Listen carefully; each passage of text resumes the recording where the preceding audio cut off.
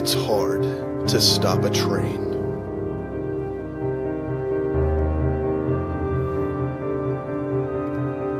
Until now.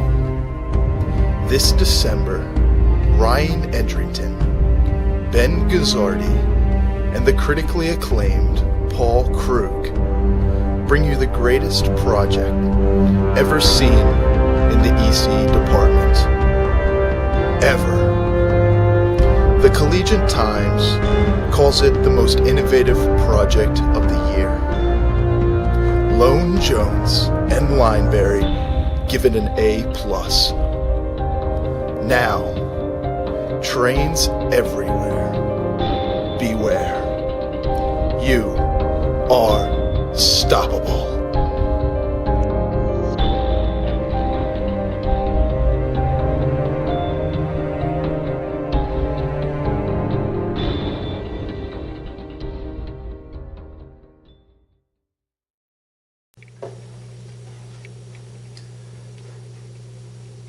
Welcome to the demonstration video for Group 4 of ECE 4534 Embedded System Design at Virginia Tech.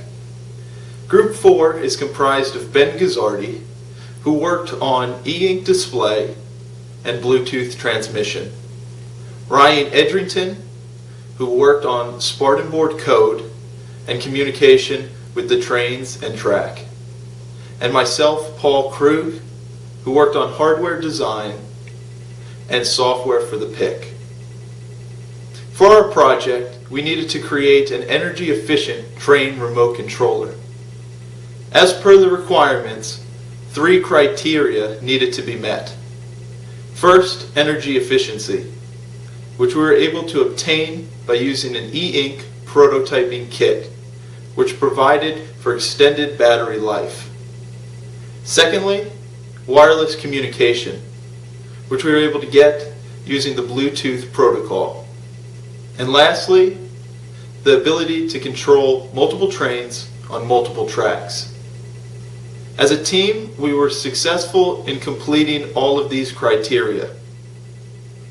We built an interface that allows a user to easily control different trains on multiple tracks. Hi, I'm Ben Guzzardi. I'm from Group 4. We have an e-ink prototyping kit here, and this constitutes the actual remote control portion of our project. What it has is an e-ink display. This is a reflective display. It's black and white, as you can tell. It's the same display used in Kindle and Nook and the various e-reader products that are currently on the market. We're using here as a remote control. So as you can see, we have a rendition of the track.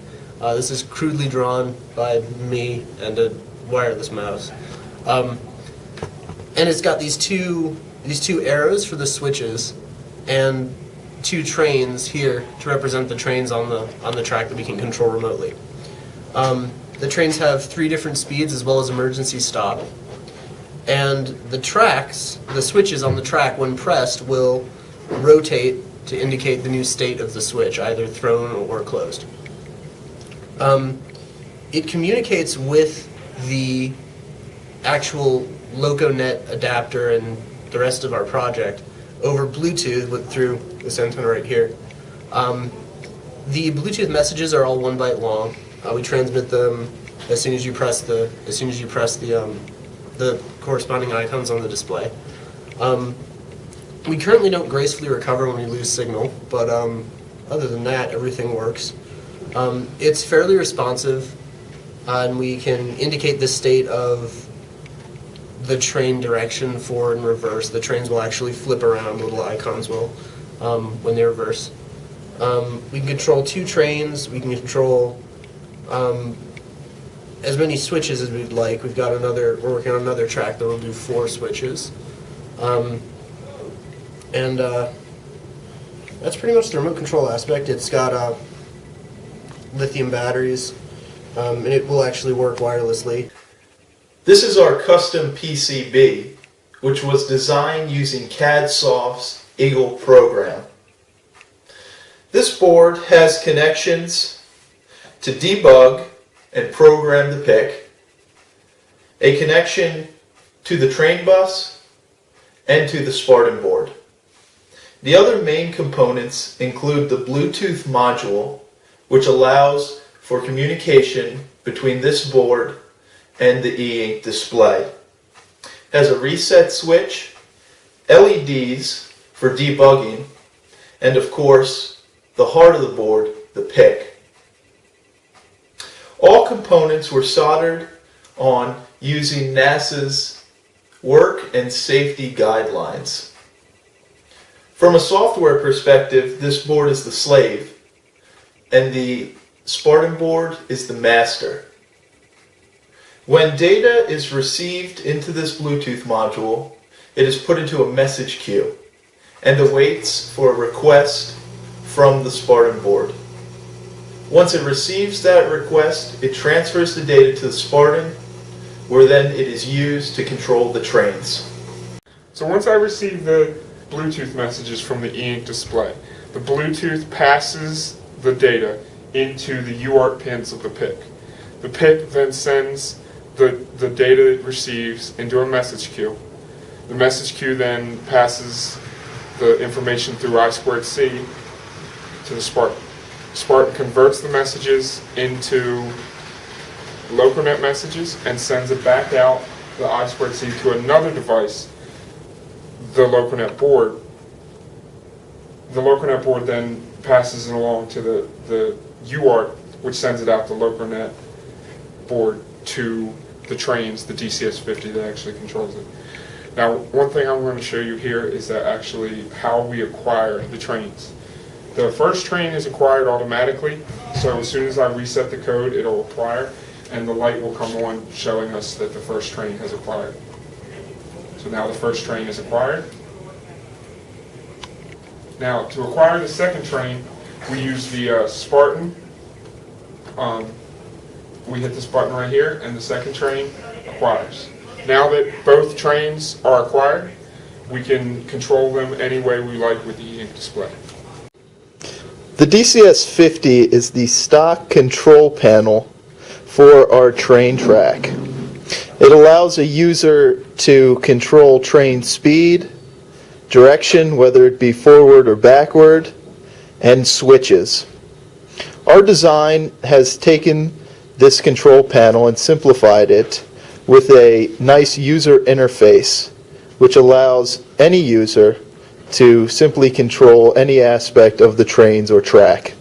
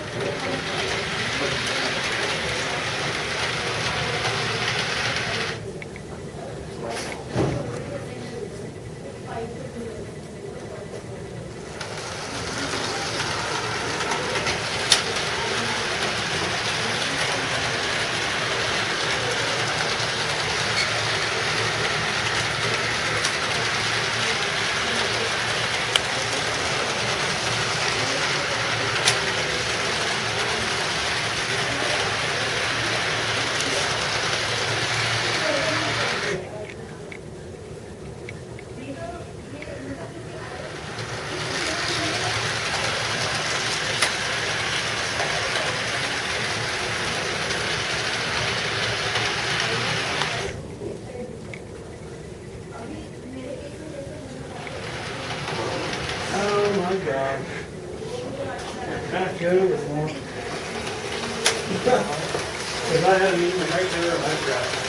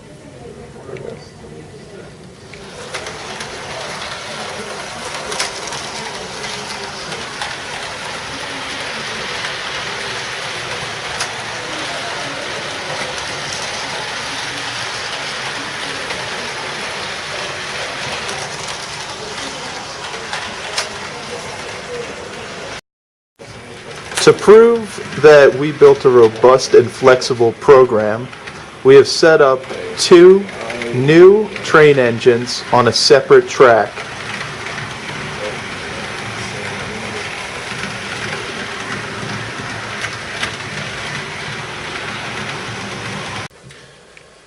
There are several improvements that our team could have made to the system. First, we need to better handle loss of Bluetooth signal, which our system does not currently do. Secondly, from an energy efficiency standpoint, which was important for this project, the Spartan board and Bluetooth protocol were inefficient in their use of energy. Provided more research, we could find a better FPGA and a protocol that was more energy efficient, such as wireless USB. To reiterate what happened in this project, Group 4 was able to complete all the criteria and abide by all the requirements, creating an energy efficient train remote controller. We'd like to send a special thanks to Professor Mark Jones, Bob Lineberry, and Richard Strope for their help throughout the semester. Thank you for watching. We hope you enjoyed.